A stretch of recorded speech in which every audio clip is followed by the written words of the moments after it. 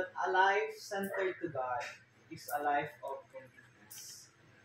Now, before ko mo hatag sa to ang mensahe Medson, ganahan ko nga mangutana po ko sa inyo hangyan. Kung saan ninyo pag-prove sa ako or sa ato ang mga kaubanan, na kung ang kinabuhi may sentro kang Kristo, ang Kristo, o sa kini ka kinabuhi na kumplito. Pwede ko mangayo o mga representative. Sir, ito ni Sir Danay. Sir, pwede ko mangayo si mo nga idea, sir. Kung saan man mo pagpamatuod or base sa imong experience, kung saan man mo pagpamatuod nga ang kinabuhi nga na sentro kang Kristo o sa ka kinabuhi nga kumplito. Yun na. When God is in the family, happy home. Sa personal attachment, sa matag usa, I can do all things through Christ which strengthens me. So, ang tanang mga butang, mahimo nimo tungod kang Kristo nga mao'y nagapalig-on. So, kung mahimo na to ang tanang mga butang, makuha na to ang tanang mga butang kung pinaa si Kristo, kumpleto. Mara na yung Kristo. Amen. Okay. Arita kay alam mo kaya mo kayo Bert. Sa ano pagmamatuod sa kuya nga ang kinabuhi nga may sentro kang Kristo. Ang Kristo sa ka kinabuhi nga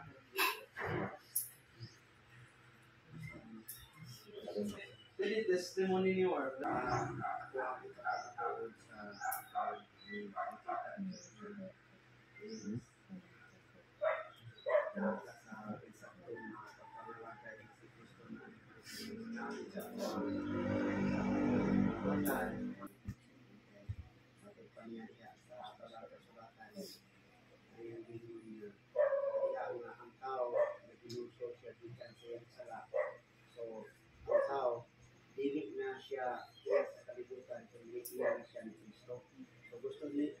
Ginoo nga mahimo kang faithful sa iya although dili man ta perfect o pagkatao pero once na ato nang gidawat si Kristo sa ating kinabuhi makita ang kung sa ang relasyon niya sa Ginoo makita ko nila ang Kristo sa aton.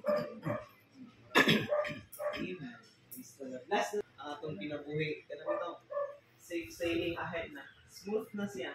Wala na tayong problema nga pag-atubangon, wala na tayong pagsulay nga pag-aagian, pero ang iya nga promesa nga sa bisan the purpose of that mga igsoon, kung kaya ang atong kinabuhi, bisan man og daghang mga pagsulay, pero sa panahon nga moagi ang mga pagsulay sa atong kinabuhi, kanang naisentro kang Kristo, maka-feel gyapon kag comfort bisan sa mga pagsulay.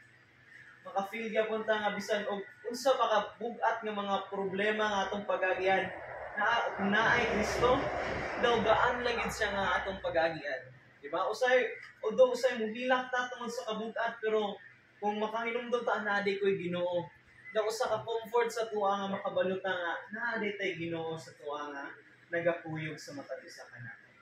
Muna nini nga takna may igsoon, ganahan ko nga mo share sa inyo sa usa ka quotation man nga gihatag ni Mark sa iyang sinulat sa Mark 5 verse 36. Ano siya dito? Nga, be not afraid, only believe. Tungod kay sa panahon mga igsoon nga bisag unsa ka lisod ang atong pag-agian, bisan unsa ka bugat sa atong mga pagsulay ginagian. Pero ana si dito, kay sa panahon nga adunay mga pagsulay, we should not be afraid, but only believe in Christ. Muna siya magsoon nga ako aran nga mapabilin ninyo nining takna sa kabuntagon. Muna nga hinaot sa matag adlaw sa atong kinabuhi, ang atong kinabuhi may sentro gid kang Kristo.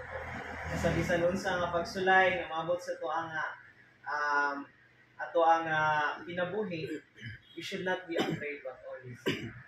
Ma'am, ako ang mapabilin man sab sa imuhang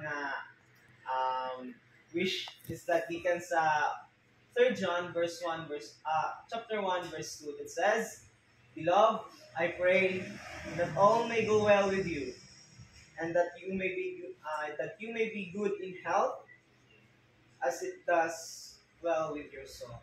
So, birthdays, according pa ni Ellen White, birthdays is a great reminder of God's care and love for each one of us.